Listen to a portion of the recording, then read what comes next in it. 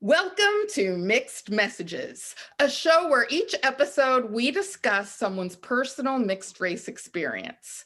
I am your host, Sarah Donahue. Now, please join me in giving a very, very warm welcome, a hot welcome to my incredible guest. I am so excited they are here, Ty Krantz. Yay! I'm so excited to be here. Finally. I know. I have been wanting you here since this was just a little seed. It was just a little idea. So I'm very excited.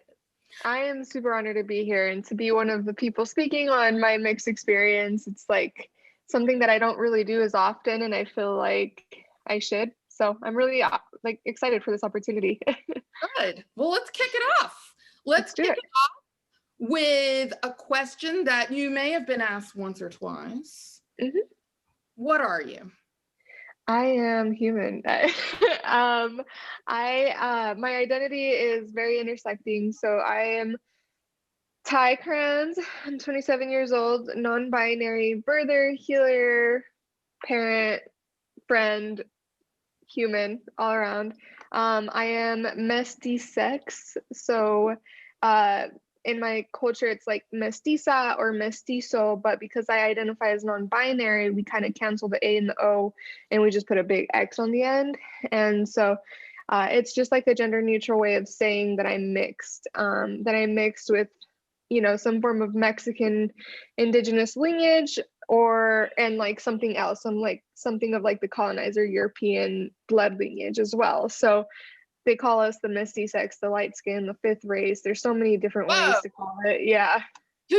Well, first off, what an answer. Thanks. I feel like I've mastered it in some ways, and then sometimes I feel like I like tumble through my introductions always. But yeah, I mean, I'm a very all-encompassing identity with white privilege. So here we are. Interesting. Okay. All right. Excellent. Now, before we dig deeper, I want to talk about or mention how we met.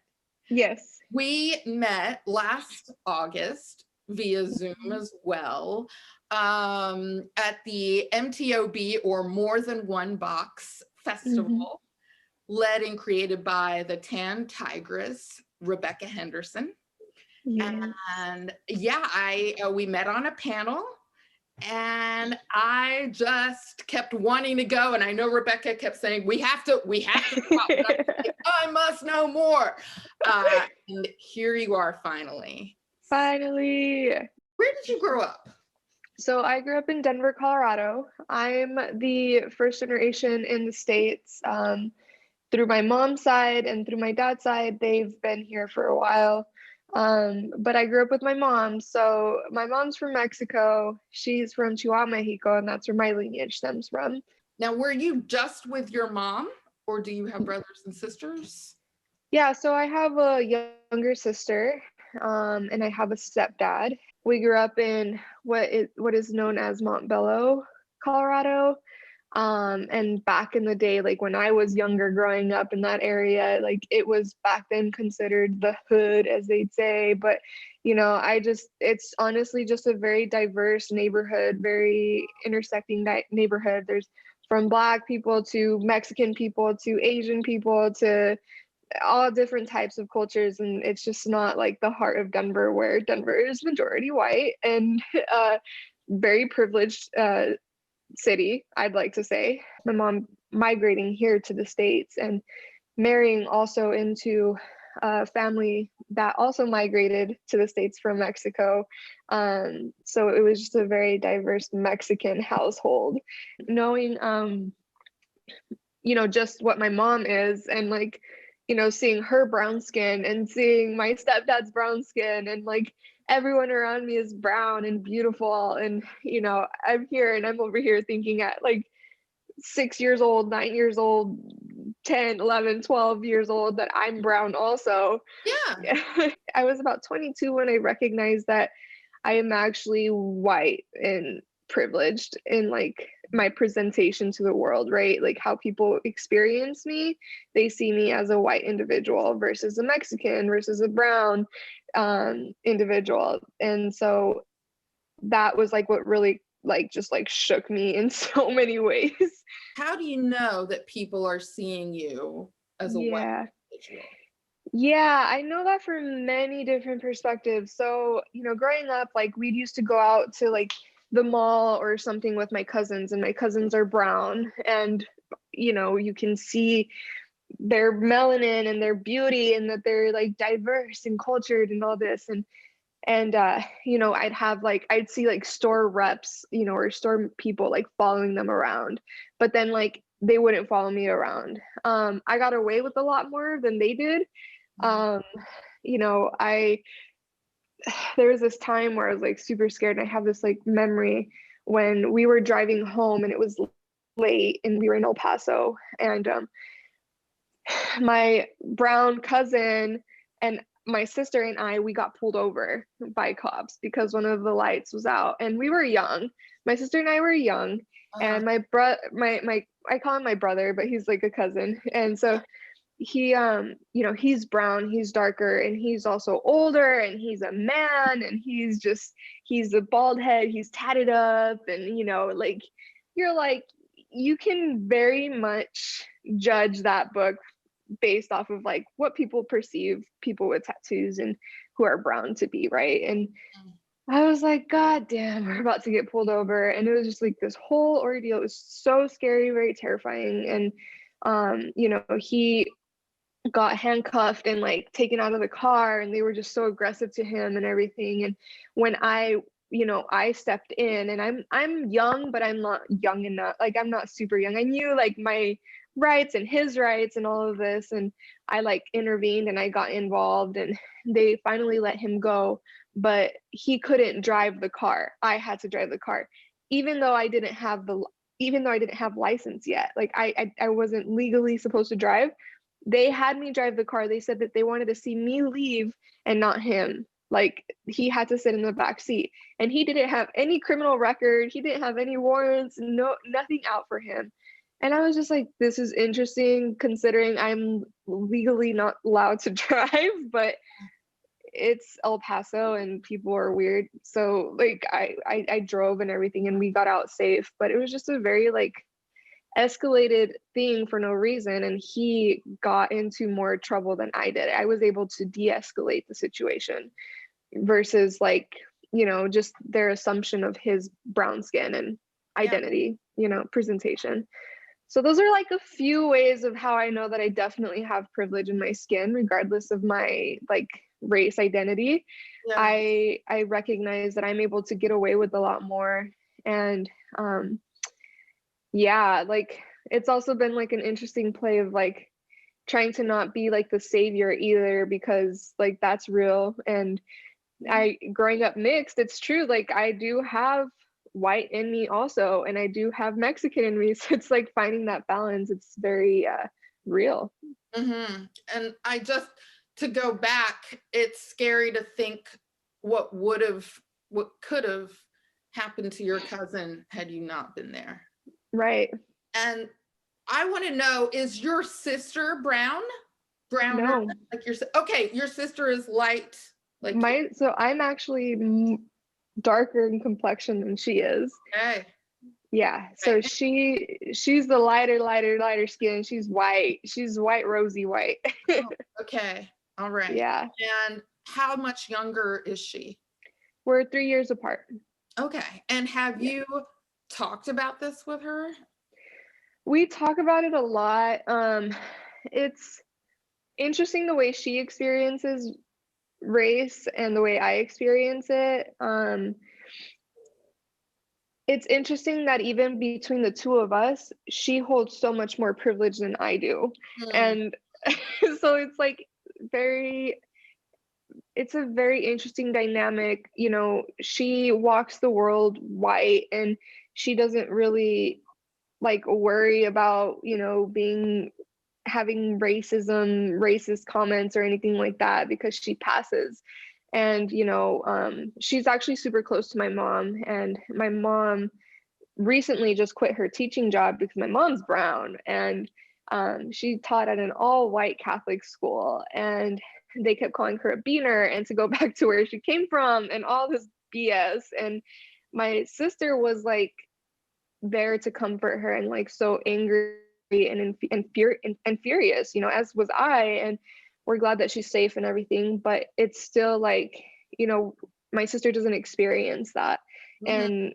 And she's able to go about her day and yeah, so I'm trying to more so right now like help my sister recognize that like though we are Mexican mixed, like we don't hold the same issues, like we don't hold the same problems, because she gets so consumed by what affects our mother, and she forgets that like, you know, she's not that still though, like she's not that presenting, even though she is that in the blood, Right. she's not that in the present, you know, in the physical. I want to talk about your dad. What Ooh, is your relationship with him? And yeah. yeah, tell me about it. Yeah, he and I, we are adults now.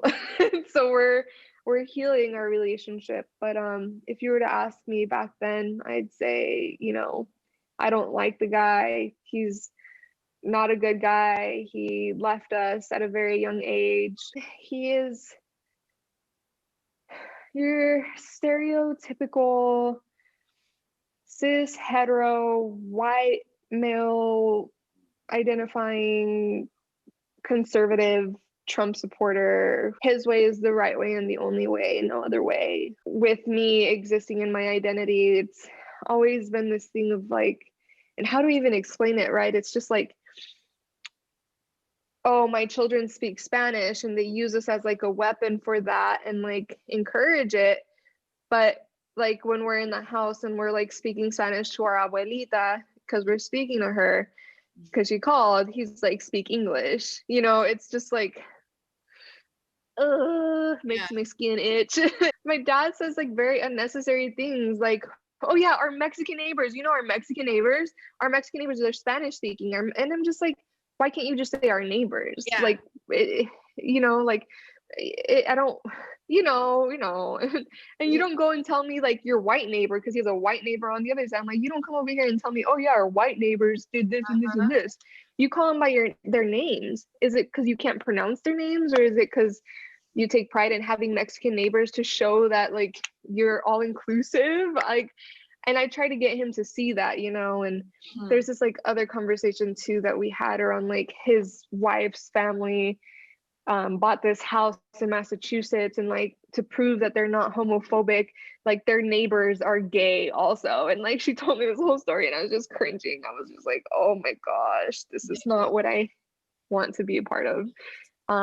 But Is this your sister's dad as well? yes, we Okay. both have the same father. Yeah. He doesn't sound very accepting of the fact that you're half Mexican. Hmm. How was it when you told him you're transgender? That's something that he'll never understand.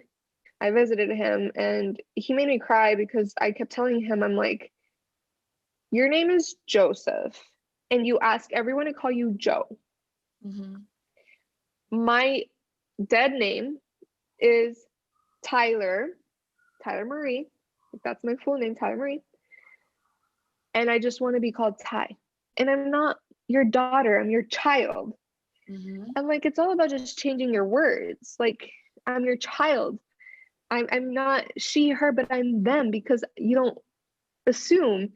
And he's like, but I changed your diapers and I know what you have. And I'm like, you don't understand gender versus sex. My biggest argument with him was, you don't respect me. Mhm. And he was like, how dare you like say that? And like he just like went off, and I'm like, no, no, no, no, no, no, no, like none of that BS. You don't respect me. And I'm just a very emotional person, and so I cried, and obviously like I'm triggered. Right now, I've walked into this space of confidence and self-accepting Mhm. and self-validating enough. Like I've really had to just like work on building that up, like fucking Hulk level, excuse my language. I'm not as triggered because I'm so set and sure in like who I am. You know, I'm expecting. For those who don't know, I'm expecting. Thank you. And you know, my babes, we identify them as they, them, and gender fluid and non-binary. And now, like, we're not labeling them as that though. Like, we're allowing them the space to explore. So when I'm talking to my dad, I'm like, yeah, the baby, they're growing and everything. They must be like da da da da, and they them da da da da. And he's just like, they them, like, wait, there's multiple. And I'm just like, and then he's like, wait, and he actually caught himself for the first time 2 days ago, and he was like, oh, no, okay, I get it. And then I was like, well, now you understand like why I use that, but you still don't use it yourself because you're just stubborn in your ways and you refuse to change. I'm not asking you to change. I'm challenging you to grow. I'm challenging you to grow in respect, to grow in knowledge and awareness. I'm like, you just lack exposure. You've had minimal exposure, you have limited awareness, you surround yourself in an environment that is supporting of your views and morals and ethics, and you refuse to step outside of that boundary. I'm not the problem. You are, and your choices. I was speaking to my stepmom, and I told them, you know, both of them, I was like, I want to be called Zaza instead of Mama or Dada. Like, it's Zaza. I told my stepmom, I was like, I want to be called Zaza. And she goes, why are you asking me to change? Why can't I just call you Mama? And I was like, because I want to be respected and called Zaza.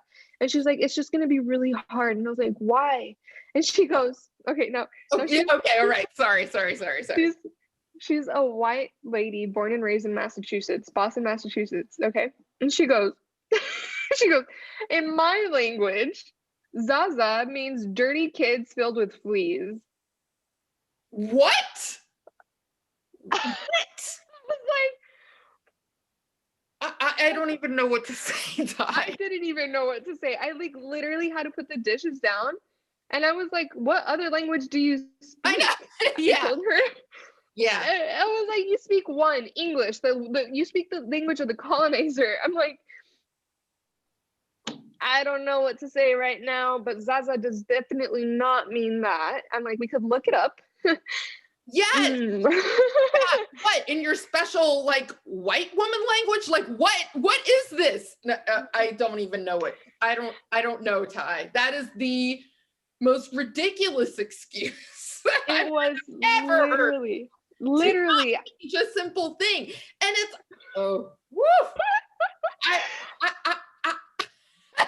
Yep. No, I don't even know. Like, I'm out. I was just like, at that point, I'm like, recognizing that this is my reality and this is the life I was given. Yeah. I know that my path is to provoke and to trigger a lot of people, not just my dad and my stepmom, but I trigger a lot of people.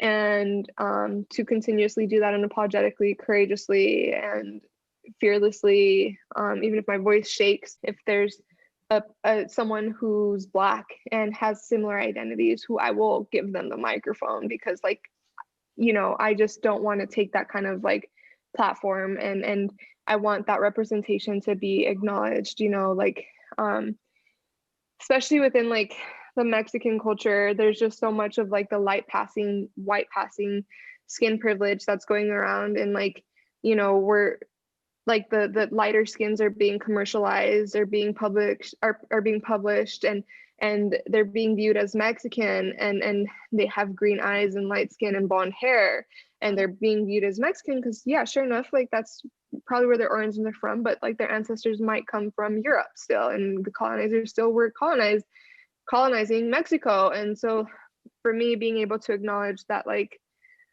I am not the face of Mexican culture, because I am not full blood Indigenous in that way. I have both Indigenous blood and European blood within my Mexican side. So my grandma, her side, they come from Europe. They come from Spain. My grandma was actually a rape victim and got pregnant with my mom. And she was assaulted in that way by someone who is from Chihuahua, Mexico, indigenous to that land. And my mom came along, so my blood is mixed in that way. And so like I'm like essentially I'm 2 generations out, but first generation states, as far as like that goes. And then I have my dad who's German, who, you know, is like a whole different like origin and stuff also. But that kind of like breaks down who I am, and like I have a lot of indigenous practices that I grew up around because my grandpa, who is not my biological grandpa, my blood grandpa, he's my mom's stepdad. He is full blood indigenous, and so I grew up around some of his cultural practices and you know, drum ceremonies, fire ceremony, and all the things. And so I've always been very tapped into like something of it, but have always felt like I'm not enough of it to fully claim it. When I came out as non-binary and I, you know, was like expressing that to my abuelita, who, you know, always grew up telling me to like marry white, marry rich, and Yeah. Ooh. you know, like Uh-huh. and me being able to acknowledge like the times where she's from versus where I'm from, and like how different they are. It's just like I understand, and then also I'm trying to help them evolve. So like explaining to them like I don't want to wear a dress and here's why. It's like deteriorating emotionally and mentally in a lot of ways, and then also empowering because I'm allowed the access and ability to grow. Has your mom always been accepting, or was it no? Okay. No, I wish I could say that. But no, I was actually um, asked to leave the house at a young age when I came out. And then they were like, it's just a phase. And I was like, no, it's not. And so I kind of like went with it for a little bit and was like, yes, it's just a phase, because back then I was having 17 seizures a day. I was really sick and couldn't really afford to be unhoused full time. So I mostly lived like I couch surfed at a lot of friends' house. So I slept over at a lot of people's houses, but I always was able to like go back home. It just wasn't a safe environment for me. So I classified myself as like unhoused. She hasn't always been accepting up until recently, where she's okay with it. I wouldn't even say accepts it. Like she says that she accepts it.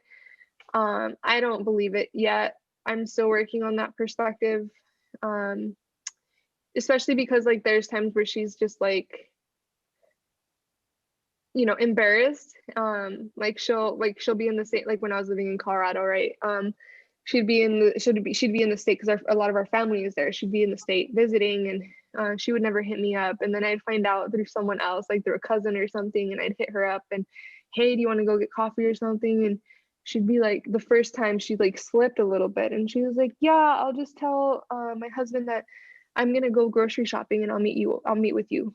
I was like, and I told her no. I was like, no. If you have to hide the fact that you're gonna visit your child right now, like I don't want to see you. And it broke my heart, shattered it into pieces. How was your sister with you? Oh my God, she's my best friend.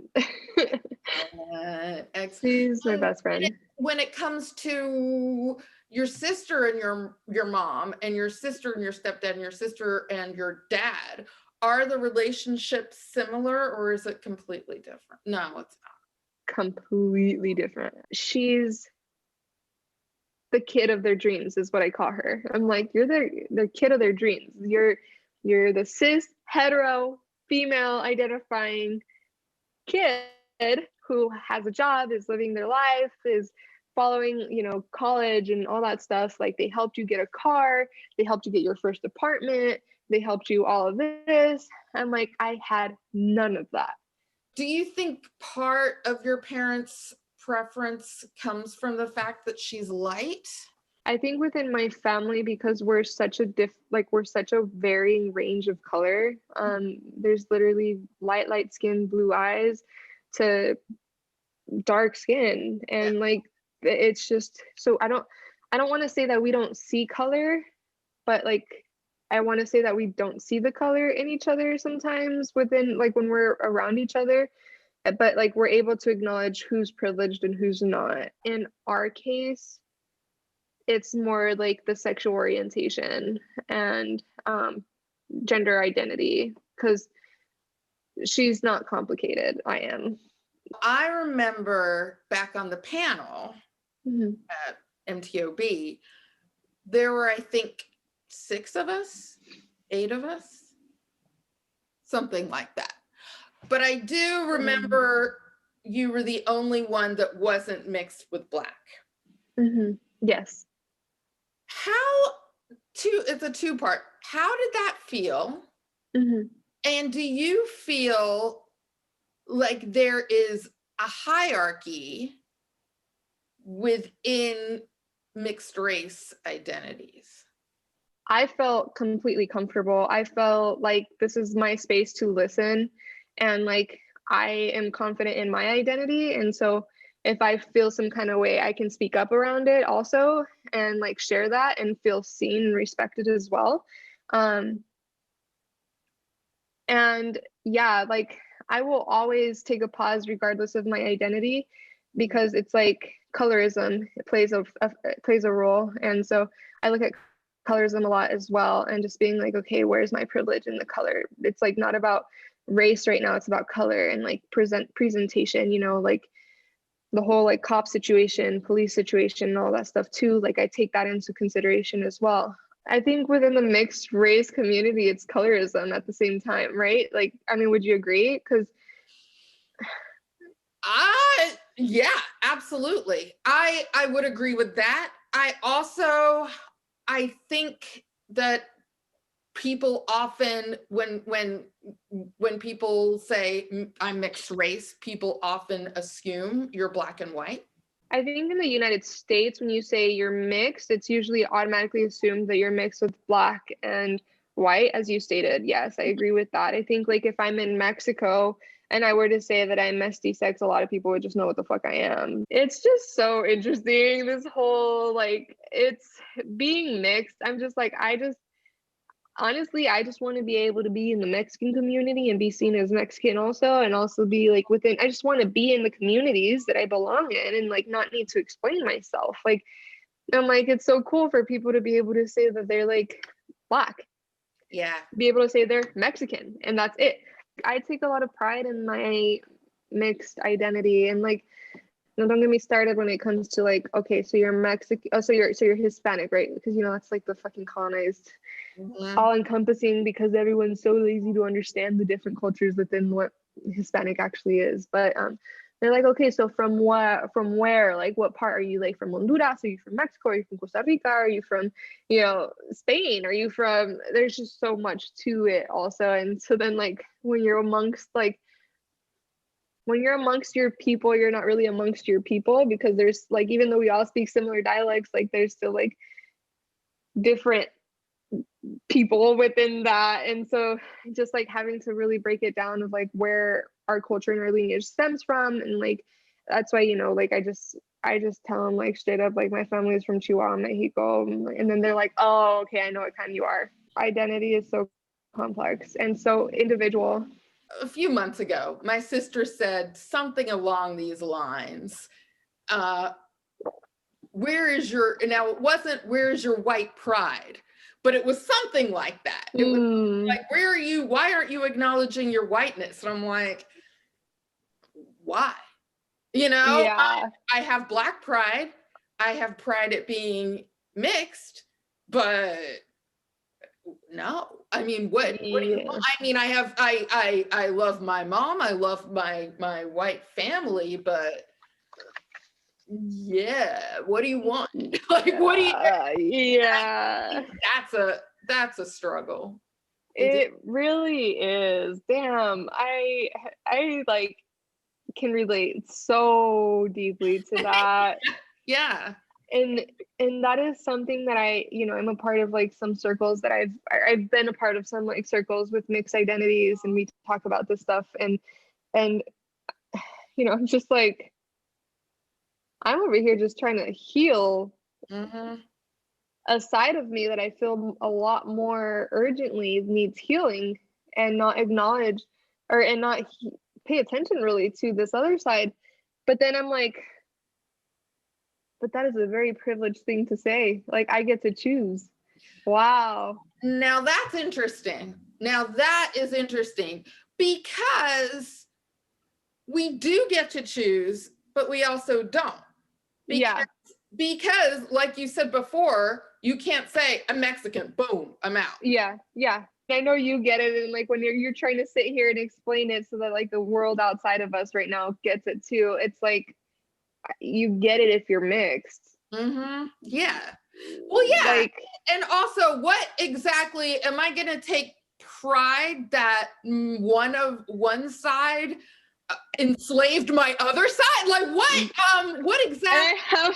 I have that same mentality. I'm like, you want me to take pride in the fact that like one side of my lineage assisted in the genocide of the other side of my lineage? Okay. I'm like, let me just wrap my head around that real quick, and like it's sickening, and like the fact that we even have to like have these conversations around that, I'm just like, whoa. Yeah. And given like I feel like there's a space for that conversation and for those times of healing, right? And then there's a space to still be able to acknowledge, like, even though I don't want to take pride in my whiteness, like I'm going to use my privilege right now to like do something about a situation or whatever. I switch my identity a lot. I get to like, I have like a closet, right? And I'm like, okay, so depending on like the situation, when I'm encountering like a very toxic masculine energy, who might potentially create like a hate crime towards me, and I can see that, I switch codes real quick, or I switch, I shapeshift, and I'm just like, I put in like a very like different persona just to get through the situation, and like, sure enough, like that would have not been like ideal, but like I do what I do. And I feel like that's like my survival tactic that I've created as a mixed identity who's able to do this, right? Of just like, according to the situation, I'm going to adapt. The biggest number one question I get, what are you? And that I'm like, it's the most overwhelming question ever, because I'm just like, I mean, I'm human, I'm breathing. Yeah. I have a heartbeat, lungs, I'm like, what do you want me to answer? And then they'll be like, no, like what's your gender? And I was like, non-binary. I was actually wondering, it was just like, well, which what do you want to know? I mean, right. And it's all inappropriate. Why do you have to know any of it? Right. I'm like, listen, all these questions are left for someone who takes me out on a date and spends money on me, because this is a long topic. Yeah, and even then, I'm still not sure. Yeah. Well, you're in a relationship now. Yes. And how does your partner identify? She, her, female. And lesbian. Black, I mean. Oh, what's her race? Okay, yeah, she's Filipino. She's Filipino. She's Filipina. She's brown. Yeah, so she's brown, Filipina, Asian, lesbian, female, she, her are her pronouns. Okay. We also have a platonic third partner. They're also really involved in our life and the baby and everything. And they're from Congo. Yeah, so we're three very different cultures. Wow. And our family dynamic, our family unit is beautiful and strong and so steady and like sturdy. And we all acknowledge each other's different stories and stuff, and we have these conversations all the time around like our mixed identities. We're going to be raising a mixed kid. Which I'm going to know a lot about, but I'm also not going to know a lot about in the sense of like the Black experience. So like that's another role that like we're going to have to like, and I think, when you ask like the whole like hierarchy of Black and Mexican and like white, the mixed identities, like I'm just like, like I'm just like, I don't know, because like it's just so true. And like, now our mixed kid is going to be mixed with Black and Mexican and white. And so now it's like just a whole different And so I'm just like, I don't even know how to answer this question right now because it's so deep and layered for our unit, and we have a very different like family story. And we were very scared and nervous on how the world was going to like receive us and react to us. So this is, I don't know if you could see. Ooh, cool. Wow. Yeah. Professionally taken? Yeah. Uh-huh. Amazing. Do you have any concerns about how your child will identify as far as racially? No. I mean, I truly believe that like this kid, I'm like, you're being raised in a dope environment. I'm so envious. I'm like, go you. I He told his family, she told her family, I told my family. know. Mhm. Okay. His family, the only reaction they got was from dad. And then he got over it. And they're like, as long as there's a baby, they're like, Oh my whatever. God. Really? Yeah. And Okay. then from her family, they were just like, okay, cool. And super supportive, like, oh, I love them. And then my family was just like, how? Trying to make sense of it, curious, questioning. And then I was like, listen. And I had to like sit down and be like, it doesn't matter how. What Yeah. matters is that it's here and we're going to have a new family member, Yeah. and you either want to be involved or you don't. If you're going to sit here and contemplate and reflect on like how did this child like was conceived and da da da da da, and waste 10 years of our life again like what you did with mine, go right ahead. But we are not going to spend time crying around this. We are bound to in some way traumatize our kid. Being aware of that and being mindful of that is going to assist in like the lessening of that. But also like there's so much healing that we're all doing within our generational traumas ourselves, and it's so extensive, and it's not something that you can just like in one lifetime cure and rid of. They are so like culturally involved in their own identities obviously, and like they practice it very effectively. For me, however, it's like I have the United States where I grew up in. I have a Mexican mother and a German father. And so like culturally I'm always just so confused. I'm like, Yeah. just like, ah. Your kid is going to be mixed race though, and that is something you are going to be able to guide them with. True. Say, Yeah. you know what? So, you know, and they, like you, will have mixed cultures as well. Yeah. And And that's what I keep going back to. I'm like, okay, there's the ground. I yeah, see the ground. I'm back. You grow up like knowing that like white is the way. And like I heard that like my name wasn't even supposed to be like my name is intentionally white. So my mom wanted to name me this Hispanic name, but my grandma was like, no, oh wow. like I said earlier, raised, marry white, Hmm. marry rich, all this stuff. Like she wanted to save us essentially. She wanted to protect us. She wanted us to be protected. And so like and I think especially like my mom, I mean, you literally look at all of my tias and they all married white. So I don't know. Um, but like all my tias are dark skin also, and they married white, and like the kids' names are very like, yeah, just erasure of culture. I want to talk about your business. Okay, Tell me, sweet. what is your business? So we are an ecocentric, gender fluid, one handmade, handcrafted garments, and we are 2S LGBTQIA plus owned, queer, Armenian and Mestisex owned business. We have over 50 artists contracted with us, artists and designers, and what they do is we inspire them to get pieces that are already developed, that already have a lifespan, to put art on it, and then to send it our way, and then we sell it for them. Our mission is to end fast fashion and to bring awareness into the fashion industry and the waste that the fashion industry produces. What's the name of your business? Yeah, so we're Twin Flame Productions. We've currently partnered with the LGBT Trans Wellness Center of LA.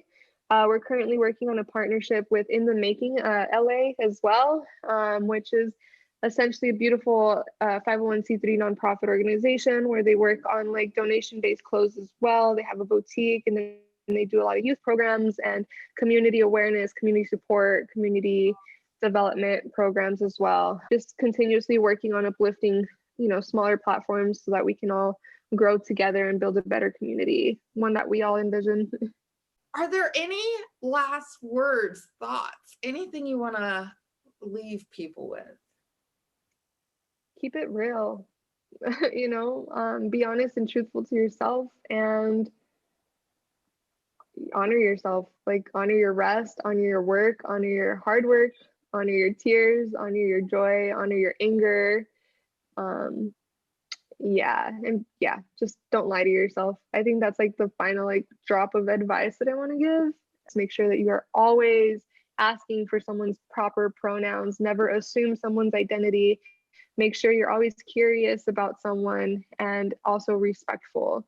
And yeah, remember that no one owes you anything, and no one owes you anything. So don't take it personal if no one wants to answer those questions either, because they may not feel safe. This has been Mixed Messages. Thank you. Thank you so much again, Ty Kranz. You've been incredible. Mwah. Of course. I know, catching them. Let me know, everyone, what you think. Let me know if you want to be a guest. Let me know if you want questions asked of guests in the future, and I will see you all later. Adios.